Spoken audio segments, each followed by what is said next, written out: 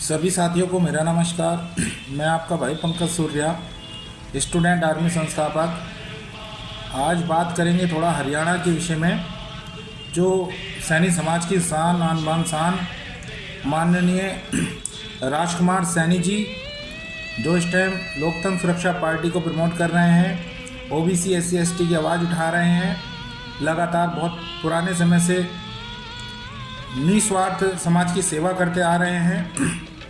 उनको कमज़ोर करने के लिए बीजेपी ने फिर से यूपी वाला गेम वहाँ पर खेलने का काम किया है। जैसे कि यूपी के अंदर केशव प्रसाद मौर्य को सैनी शाक्य मौर्य कुशबा समाज का वोट बटोरने के लिए मुख्यमंत्री के चेहरे के रूप में यहाँ पर प्रदेश अध्यक्ष बनाकर भेजा गया था सन 2017 में।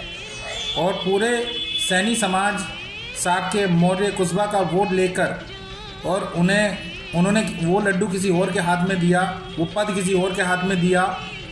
इसी प्रकार हरियाणा में जब उन्होंने अपने आप को कमज़ोर देखा राजकुमार सैनी जी के सामने, तो उन्होंने वहाँ पर अपने आप को बचाने के लिए नायाब सैनी जी को CM का चेहरा बनाने की सोच रखी है।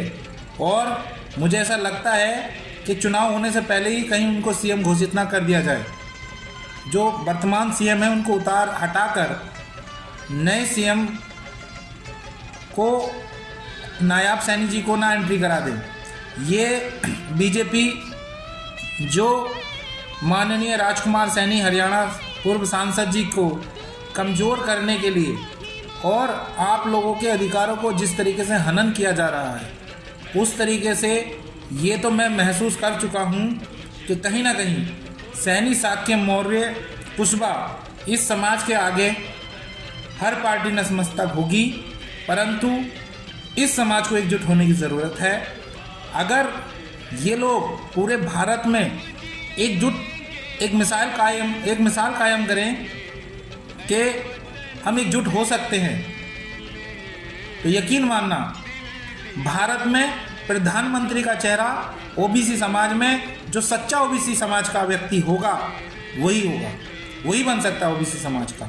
दूसरा, मैं अपने समाज की अगर बात करूं तो ये इतिहास गवाह है कि हमारे समाज ने जब समाज के हाथ में हमारे सत्ता रही है, तब समाज ने सर्व समाज का विकास व भला किया है। सभी के उत्थान के लिए हमारे समाज ने काम किया है।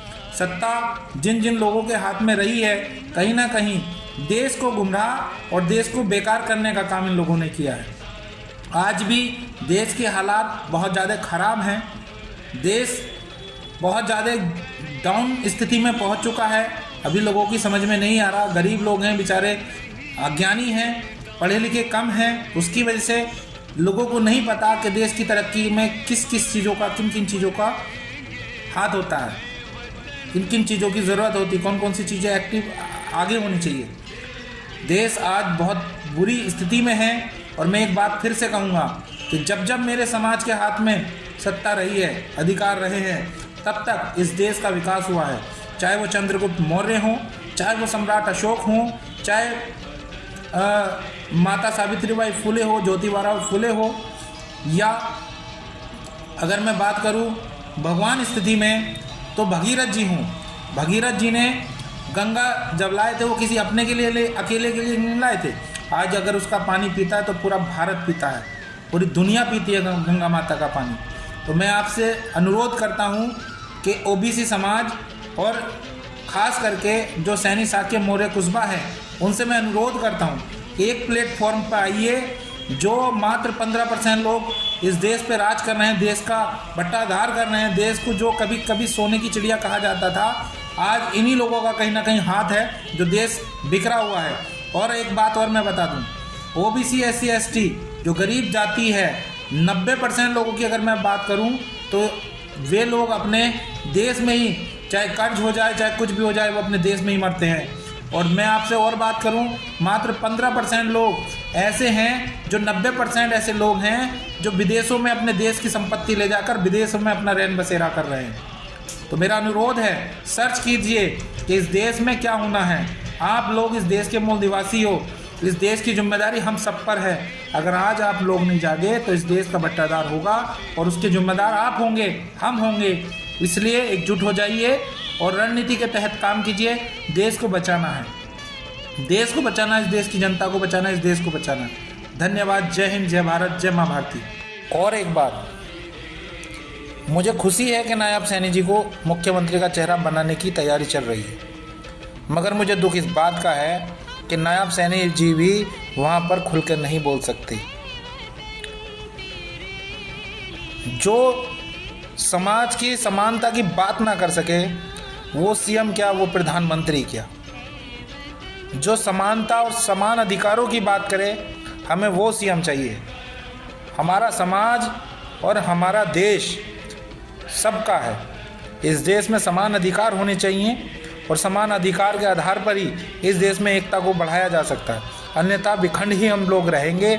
और जब तक, मैं ये मानता हूँ कि जब तक हमारे हाथ में, हमारे समाज के हाथ में, ओबीसी SC ST के हाथ में सही व्यक्ति, इस देशभक्त के हाथ में सत्ता नहीं आएगी, इस देश की कमान नहीं आएगी, तब तक इस देश का विकास नहीं हो सकता। कहने से देश का सही देशभक्त नहीं कहा जाता, उसको करना भी पड़ता है। अगर देश के विकास अगर हमें करना है तो सही देशभक्त के हाथ में देश को आने की, देश की कमान आने की ज़रूरत है। धन्यवाद। मैं आपका भाई पंकज सूर्या।